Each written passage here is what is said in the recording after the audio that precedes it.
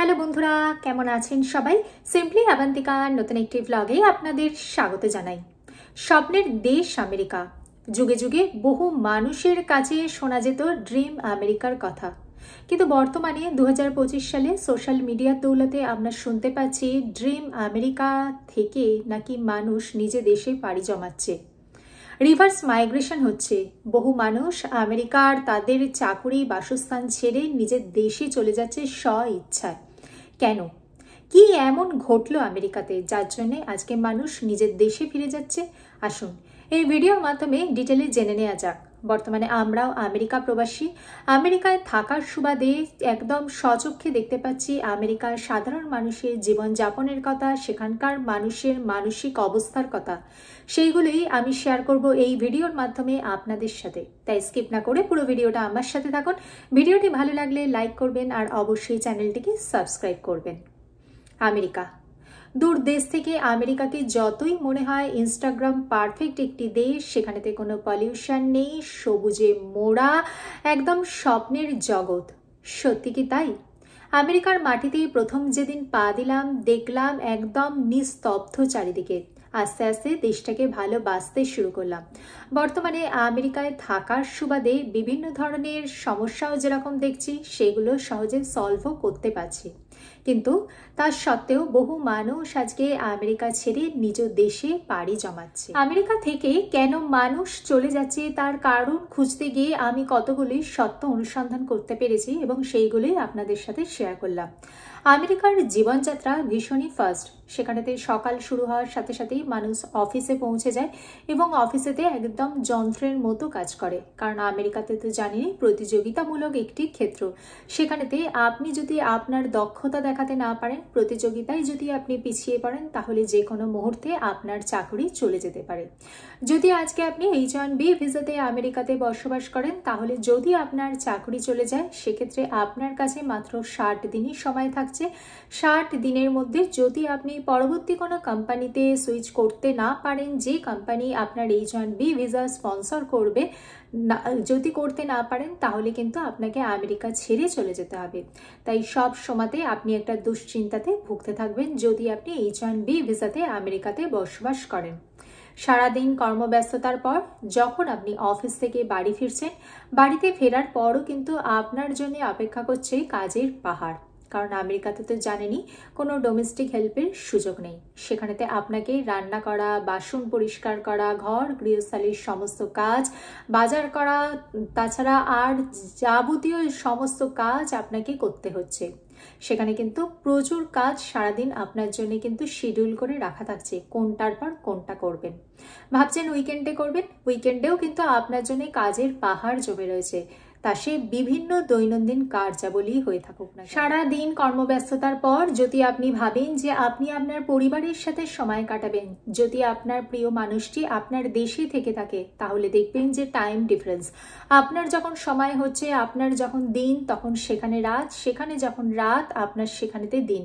সেক্ষেত্রে আপনি সহজে বাড়ির প্রিয় মানুষটির সাথে কথা বলতে পারছেন না, তার আপদে বিপদে পাশে থাকতে পারছেন না, কোনো ফ্যামিলি মিটিং বা ফ্যামিলি গেট টুগেদারের আপনি অংশীদার হতে পারছেন না, আপনার বঙ্গদেশের প্রিয় সেই খাবারগুলোর আপনি ভাগিদার হতে পারছেন না।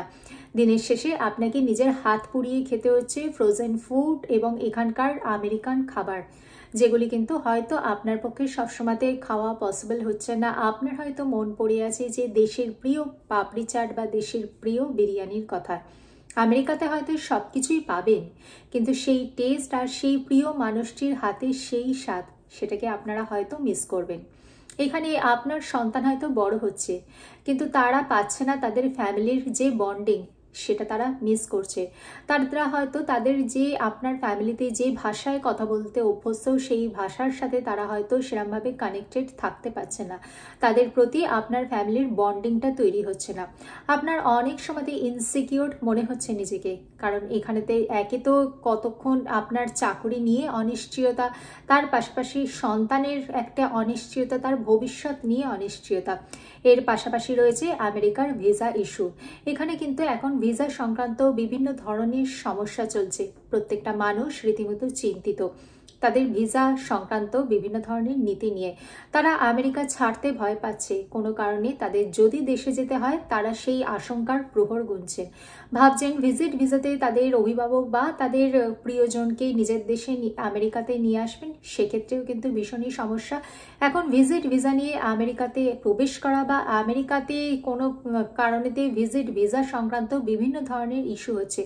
অনেক সময়তেই আমরা শুনতে পাচ্ছি ভিসা সংক্রান্ত বিভিন্ন ধরনের ঘটনার কথা। এইসব কারণে যখন মানুষ ভাবছেন যে নিজের দেশে এমন কি নেই যার জন্য আজকে তারা আমেরিকাতে পড়ে আছেন, কম্পেয়ার করতে গেলে দেখতে পাচ্ছেন যে নিজের দেশের বর্তমানে যে অবস্থা, বর্তমানে নিজের দেশে যে ইনফ্রাস্ট্রাকচার সেটা আগের তুলনায় অনেকটাই বেশি ডেভেলপ করে গেছে।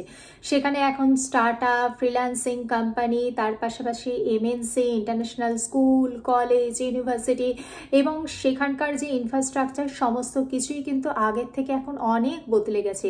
সেখানেতে গিয়ে কিন্তু মানুষ পাচ্ছেন তার পরিবারের সান্নিধ্য, মানুষ পাচ্ছেন তার প্রিয় সেই খাবার, তার সন্তানরা ফিরে পাবে তার সেই ফ্যামিলির বন্ডিং, তারা টাচ পাবে তাদের ফ্যামিলির কোনো গেট টুগেদার বা ফ্যামিলির কোনো ফাংশনেতে তারা অ্যাটেন্ড করার।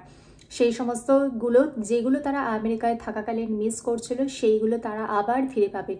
এই সমস্ত কিছুর আকর্ষণে অনেক মানুষই তাই ভাবছেন যে নিজের দেশে ফিরে যাওয়ার। সেখানে যাওয়ার পর তারা হয়তো মানসিক শান্তি পাবেন। হয়তো পয়সা আমেরিকাতে থাকাকালীন তারা অনেকটাই আর্ন করেছেন, একটা প্রচুর পরিমাণে আর্ন করার পরেও তাদের কিন্তু অনেক সময়তেই দেখতে পাওয়া যায় যে মানসিক শান্তি থাকে না। আমরা বঙ্গদেশ থেকে অনেকেই হয়তো আমাদের প্রবাসী আত্মীয় স্বজন বা বন্ধু বান্ধবদের সোশ্যাল মিডিয়ায় পোস্ট করা সেই সমস্ত জীবনের ছবি দেখতে পাই, কিন্তু আমরা কখনোই জানতে পারি না তাদের মানসিক যন্ত্রণা বা কষ্টের কথা।